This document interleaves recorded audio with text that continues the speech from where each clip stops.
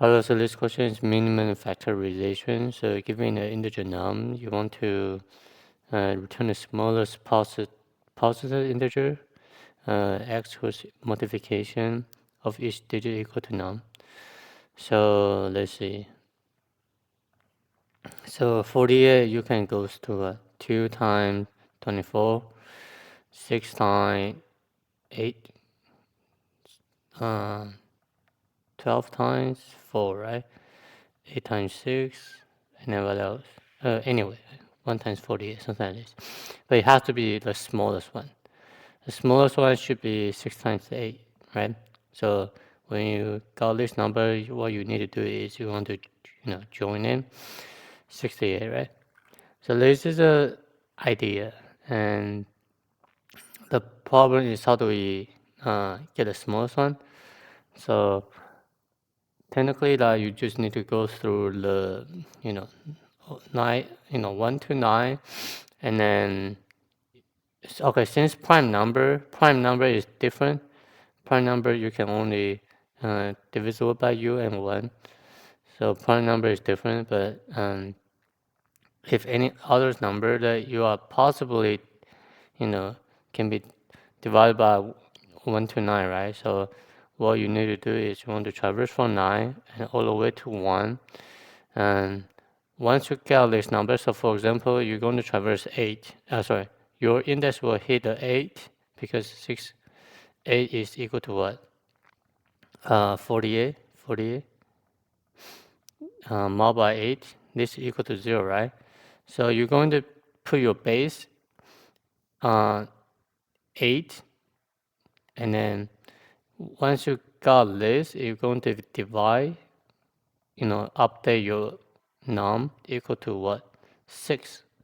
So later on, your index goes to 6, then you just times 10 for the what? For the second index. And then so on. If this number is, 2 2 or something, right? So if number is 2 to 10 plus 3, something like this. You want to know, like, you want to return the smallest one. So you want to keep the largest value at the end, and then keep the smallest value in the beginning. So they just go through. So I'm going to have a base. So base is going to be 1, starting from 1, and then the result is going to be 0. So if num is equal to 1 and result less than equal to, so it has to be what? Integer dot max value. So if this is less than equal to integer dot max value, that we are getting the value, right? So you just have to say cast to int. Otherwise you'll return 0. Okay, so if the num is actually equal to 1, you can just return 1. Alright, so I'm going to traverse from 9 to 1. Okay, there's no point to traverse 1. This is because if I equal to 1, supposedly you should return here. But if I equal to 1, which means num is going to be equal to 1, then I can return earlier. Like there's no point to say num mobile 1, right? So the idea is if num is equal to 1, break, I return the result. Alright, so here's a trick. So I'm going to say, well, the num mod by I is equal to 0. If num mod by I is equal to 0, I need to put the value into the what?